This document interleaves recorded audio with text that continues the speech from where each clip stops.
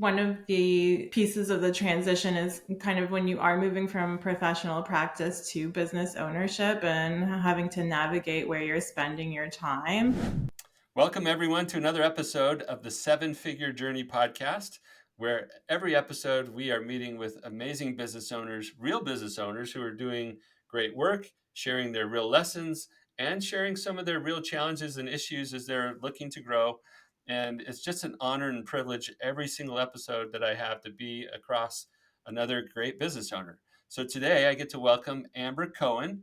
Amber's the CEO of the Cohen Clinic, and they have a psychology clinic. They're helping spread awareness of mental health issues. They're helping people with those mental health issues, and they provide therapy, other holistic services. Amber, I know that I did not tee that up in a way that is pleasing to you. So why don't you help us? Welcome to the show, and why don't you help us understand, in your words, how you want people to think about the Cohen Clinic as they hear us talking today? Okay, thanks so much, Brett. So the Cohen Clinic is a clinic that focuses on mind, body, holistic mental health.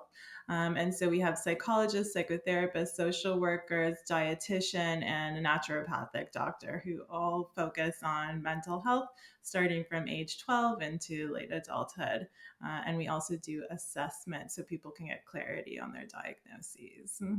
Very good. So, sounds like you provide quite a holistic service there, which is amazing.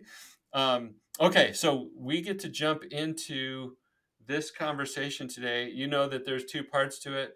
First part is you sharing lessons that you've learned as you've built your clinic, and that might be helpful to other businesses.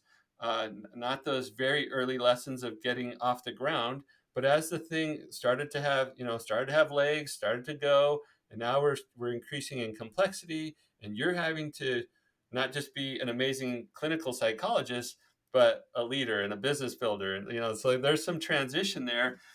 What would be a key lesson or two that you've learned along the way that might help another business owner? So I think that one of the pieces of the transition is kind of when you are moving from professional practice to business ownership and having to navigate where you're spending your time.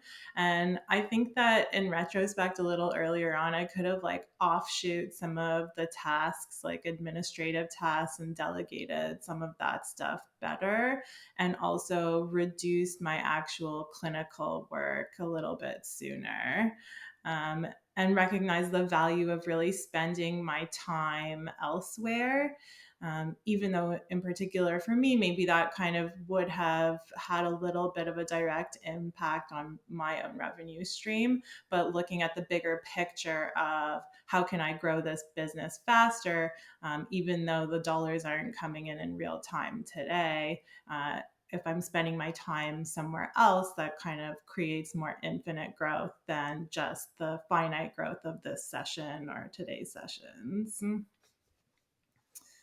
And I think that can be hard to do. And I think, like, Such a if you're, difficult thing.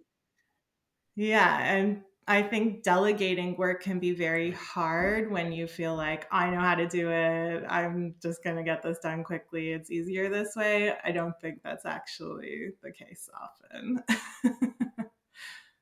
Yeah, well said. And I think many, if not most business owners wrestle with a similar transition, right? Like, I know my craft, I'm an expert at this, I've master level that, and now in order to do I like how you called it infinite growth versus finite growth. Like, there's additional leverage to be had in some activities, whereas the one time see another patient, collect for those hours, that's needed fuel today for today's business, but it doesn't do anything for tomorrow's, the future that we're trying to create. But it's so hard. So how did you convince yourself, or was there anything practical that you did to help you break away from seeing patients? I think that I kept kind of reminding myself about that idea about where spending my time has the most value. I also, in like the earlier days, took on therapists earlier than I had the referral sources for them. So essentially, I funneled them clients that I would have seen, which I made kind of direct less money on. But again, you're growing the practice, you're growing the clinic that way. Um, and so, always just kind of thinking every year, I think about what my big goals are for the year and centering myself back to those goals in terms of what are my big objectives and how do I get there? Because it might be some uncomfortable decisions that I have to make, and some risks I have to take in order to get to that larger goal. The path isn't always clear. Yeah, well said. Decisions to make and risks to take. I love things that rhyme like that. Decisions to make, risks to take, but it all starts with the clarity. You had clarity about where you were trying to take this thing, and that clarity allowed you to see the decisions that you would have to make and or the risks that you would have to take. Love that. Okay. Anything else in your maybe as you're because that all of that fits in the bucket of like creating time to work on the business and some of the like bigger picture, what am I creating, I which I love. What about your personal journey as a leader, as the team grows, even if you're using contracted providers, you're still you're still leading a growing group of people. Would you have a lesson that comes to mind around that? I think the thing that I've learned is hiring is tough, and I'm sure, like many other industries, finding psychologists is really hard to do. There's just not enough. I also have learned to not be desperate in terms of hiring and trust my gut, because hiring is very difficult and you don't want to get into business with somebody who isn't going to be part of the growth in the team. It's just not worth it. And so I really look for people that are trying to be part of the culture of the clinic and that we can really help grow them and their interests in the clinic, alongside what are the interests of the business at large. So I see everybody as kind of having their unique goals, interests, specializations. And so we really work to help support them in order to support growth for everybody. That's a great way to think about it. And I want to specifically call out that in this case, you have a large network of providers or a growing network of providers that aren't necessarily, in a traditional employment relationship with you, but that doesn't change the fact that they still are human beings with they have desires and specialties, and you're bringing all of those individuals together to do something as one, right? So even if they're not officially part of the team from an employee standpoint, they are part of how we're creating this future, and they need to feel that connection, and and their personal aspirations need to be met along the way. Yeah. And so I focus on providing opportunities for case consultation every month. We do training and learning every month. We have different therapists host learning opportunities, provide supervision.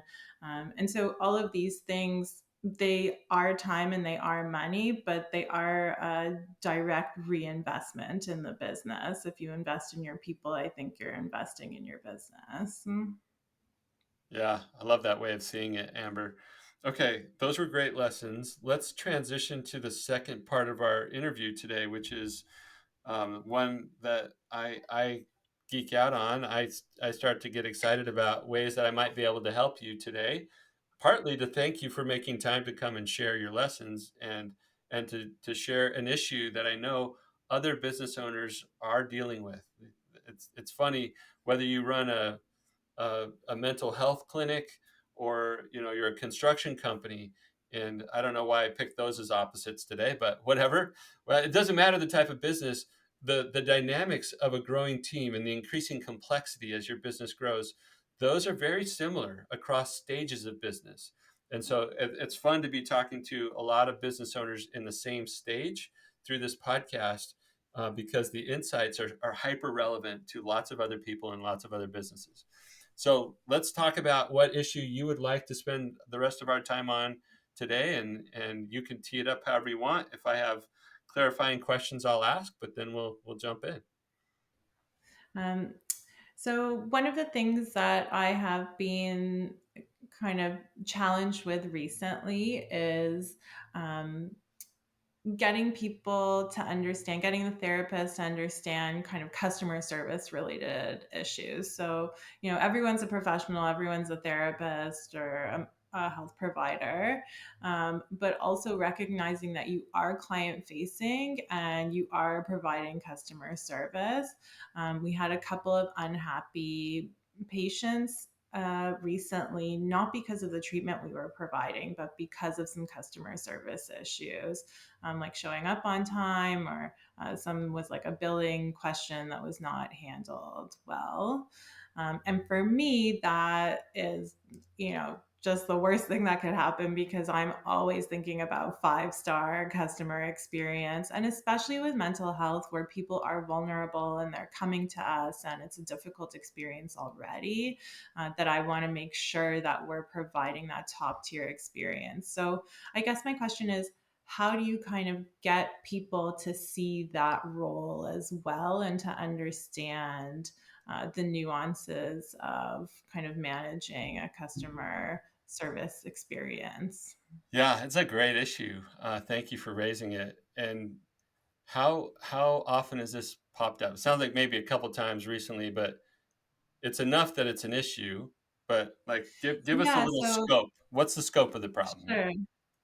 So it's kind of been since we've leveled up in our growth. I used to, when we were a smaller team, it was more therapists that I'd known for a while or people that were in supervision and I was training. But as I've grown, I've hired kind of more people. More people have started kind of at the same time. So it's hard to be as connected to them, and I'm no longer providing direct supervision to people, so I don't really have a pulse on them in that way either. I feel like this issue has become a bigger thing since we've become a bigger team, and I imagine if it's an issue now, that as we continue to hopefully grow, that it will kind of rear its head. Yeah, I think you're wise to want to, like, you're recognizing patterns. You're saying, wait a minute, this isn't this isn't what I want my clinic to be known for, and it is. I mean, it's personal because when we first start our business, it's like it's so attached to us that it feels personal, and we want to grow the business in a way that we never lose the connection to that core, but we do have to separate it from us, and we do have to acknowledge, hey, as we get bigger, we're probably not going to get 5-star reviews every single time, for example.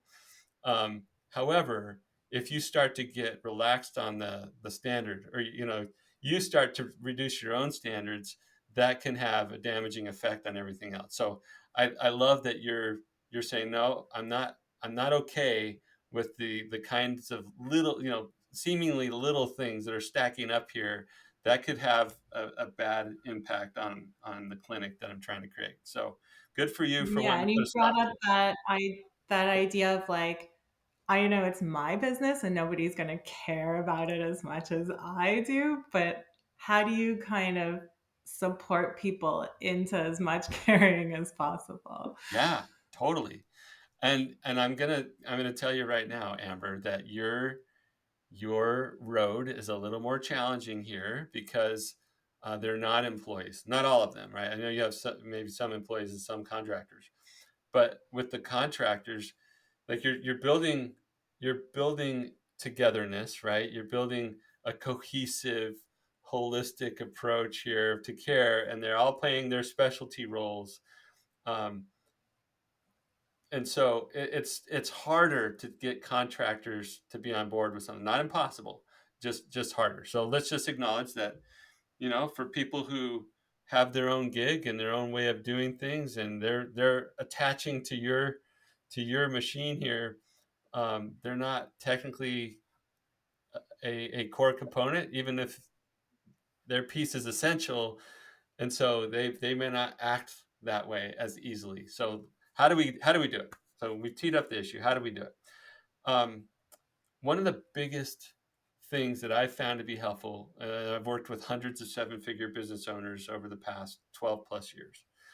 One of the biggest things I've noticed that makes the biggest difference is when the people that you're working with know that you care about stuff that matters to them, they care a lot Mm, more about stuff that matters to you. And I don't know what it is about human beings. There's this relationship thing or this transactional nature to there's some give and take. Reciprocity is another way to talk about that. But if you show genuine interest in things that matter to them, they tend to and why am I answering this? You're the psychology expert, but they want to reciprocate, right? And yeah. so a very practical suggestion I would make is there's a book that I love called The Dream Manager by Matthew Kelly. Mhm. I hope it's one that you would be interested in reading. It's a relatively short read. It's kind of in that story or fable format, but it's about a cleaning company. Couldn't be more different than a psychology or mental health clinic, but it's about a cleaning company with high turnover challenges. They're trying to say, how do we get these people to engage more, to want to buy into the process and the system? And what they did was start unlocking the power of dreams in those individuals' lives. So they would say, "Hey, I don't know. I'll use the word. I'll use the name Maria because in this book there's a lot of Spanish speaking, English as a second language workers in this cleaning company. Okay. So I'll use the example of Maria. Well, Maria never was a homeowner, never could afford to be a homeowner. And these business leaders were able to say, hey, Maria, what's important to you? She shared a Mm, dream that she wanted to be a homeowner and they poured into her. And that doesn't mean that they could just automatically increase her pay or do something that the business couldn't support, but they started talking to her about her personal finances and what it would look like to save up for a down payment and helped her to take steps towards that dream. By doing that, by helping Maria become a homeowner, and like I said, I'm totally making up the name, but by helping that team member pursue their own dream, she got fired up at work and started to see things differently. Like, oh, they care about me. I care about this.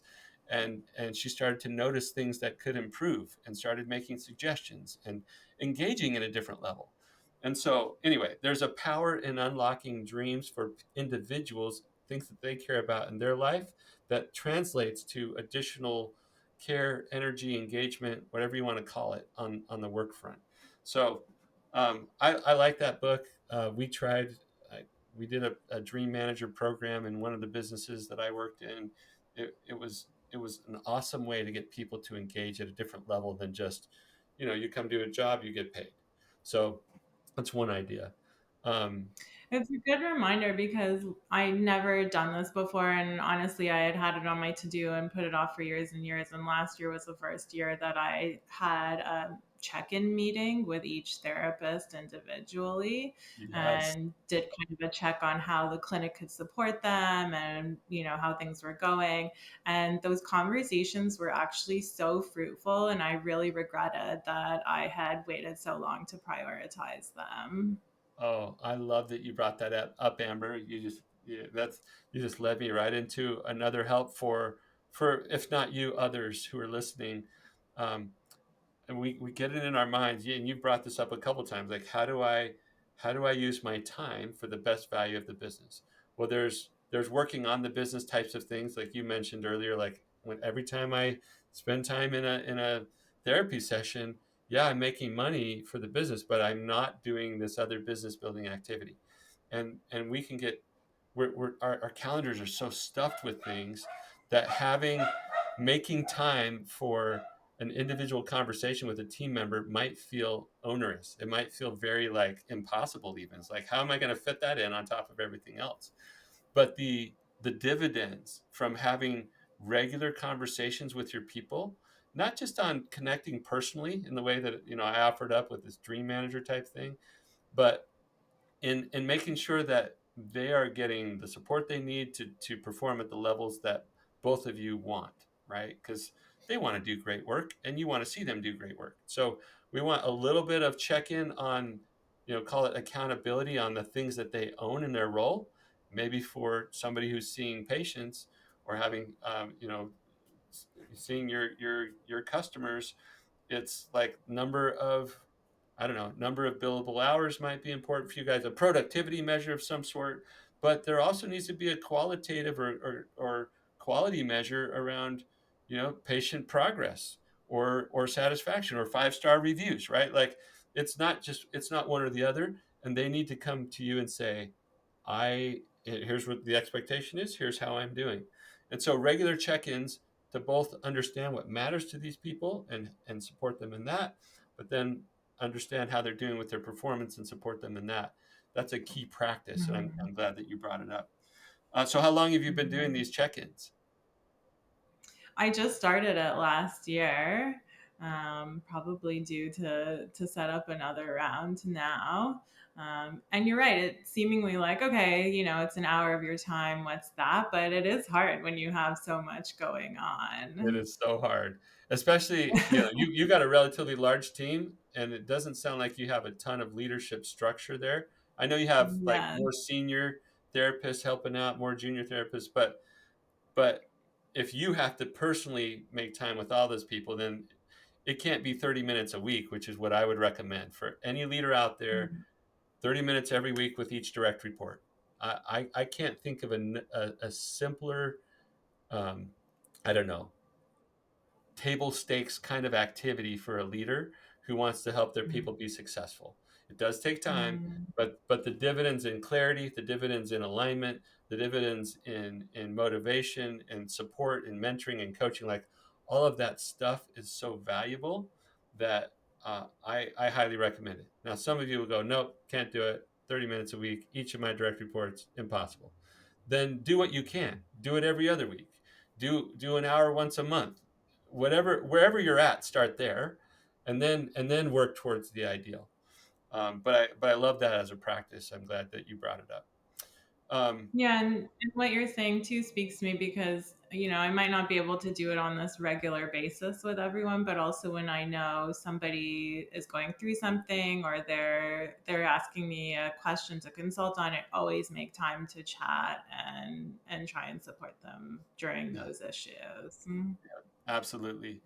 The other thought that's coming to mind is, specifically around, you brought up the standards around customer experience, right? It's like when other people's behavior is not meeting up to, you know the original standard of care or the quality of the experience, that feels wrong, and I want to avoid that. I want to address it when it happens, and I want to avoid it. I want to build something where the culture creates the standard and everybody else comes along, like we just all know that's the standard and we live it. And so I would point to any, shared identity work that you can do, as a growing team. What I mean by that is, strong connection to a purpose that we're all completely bought into. And you guys have a really nice purpose driven thing already, I can tell from your website. But every business needs to have clear purpose that's beyond the money piece, right? Like we all got to make money. We all want to, have good profit in our business, yada, yada, yada. Like that's a given. But we need to have a stronger, higher purpose that pulls people in that want to be part of that and keeps them there and engaged. So any shared identity work that you can do with the team around purpose and then values. So, and I would guess that there's going to be at least one of your values at the Cohen Clinic that relates to or supports a really great customer experience, right? And so Mhm. the stronger we lean into investments around purpose and values as a way of being in our business, as a shared identity that we all buy into, those relatively small investments really stack up over time. That yields a tremendous talent tractor beam to bring the right people in who fit this already, and for those who are Mhm. here to help us stay engaged and motivated to maintain certain standards. So that's another thing I Mhm. would point to. Have you guys done some of that work already, Amber, around purpose and values, stuff like that? Um, I feel like we've done it kind of more unconsciously through trainings and learnings that we've done, workshops that we've put on, like stuff about diversity, equity, burnout, like all of that stuff. But from how you're talking about it, it sounds like we could actually just be more conscious and purposeful to do some of that. Yeah, and I would even use the term fanatical, not just Mm. not just intentional or conscious purpose. Like I agree with you completely, but then like everything you do as a leader is reinforcing. I call this setting the vision, right? We need a core foundation for our business to build on, and its purpose, its values, and our current mission, the current directive or Mhm. the objectives that we're all pulling together to go do, like a specific X by Y time frame. So, for example, we're Mhm. going to summit Mount Everest by the end of 2026. And so between now and then, we're going to do all the work to make sure that at the end of 2026, we've done that.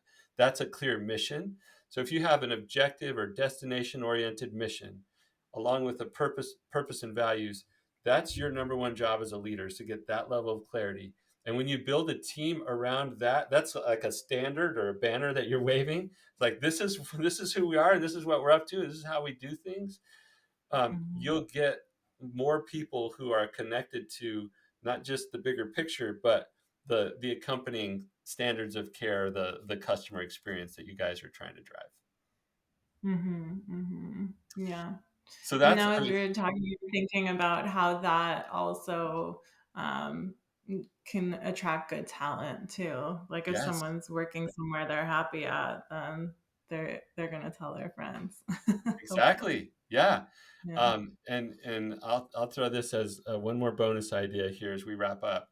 Um, I found that the team members who are happy and engaged have these three things in their environment. They have the higher meaning or the purpose or the significance, right? Like I'm doing something meaningful in my life. And in our crazy world today where it's just the speed of information transfer and everybody's attached to their phones and disconnecting from you know, churches and other meaning producing aspects of life, they're just kind of wandering around. And our younger people are Mhm. saying I need higher purpose. And so if we Mhm. can create that in our business, and you already have, you have a natural purpose already, so that's easy, but you need to like make that thing shine in your Mhm. job postings and in the way you talk about it with your team. It's like, here's the purpose, let's not ever forget it. That's the fire that fuels everything that you guys are doing. Anyway, if you can build some of that into how you're creating this talent tractor beam, the people will show Mhm. up and say, okay, I feel purpose. The next thing they need is connection to other people. They need to feel connected. So if you have somebody that always feels like they're on the outside and like other people, have the chats and Slack with each other and communicate, but I'm always on the outside, that person's they're gonna fizzle out, right? They're not gonna stay connected and Mhm. engaged. And the third thing is progress, or development, growth, right? So purpose, connection with other people, and growth or progression. Those are like tied to human needs. That if you can create that in your work environment and your culture, they're much more likely to be excited about being there. They'll stay. They'll refer other people in, and you'll become an employer of choice for that hard to find talent. Mhm. Hmm. This conversation's coming at a good moment because it's when I've really been significantly continuing to reduce my caseload. And it's kind of dawned on me more recently that my actual main job, other than business growth and development, is that I am a manager of people and I'm actually really supporting therapists in their career and their growth. And how wonderful is that I get to do that. That's exactly right. You're making that transition from impact through direct productivity, right? Direct performance, to impact through others. And that Yes. can be hard for a lot of business owners who love their craft. Like you're probably an Mhm. exceptional therapist, an exceptional clinical psychologist. And it can be hard to separate from that. But if you really care about that bigger purpose and the impact that you can create, you have to do that through other people. It's the only way you can scale the impact. And anyway, I Mhm. love that you're making that transition. Thank you so much for spending time with us today on this show, Amber. If people want to Thanks. learn more Yeah. about yeah, you're welcome. If people want to learn more about the Cohen Clinic or connect with you on social, how would they do that? So the Cohen Clinic is our handle, and also you can go on our website, thecohenclinic.com. All right, very good. For everybody out there listening, please share, like, review, comment, do all that stuff to help as many seven-figure business owners as possible get these Follow valuable us on lessons. Instagram. Yeah, follow on Instagram, do all that stuff.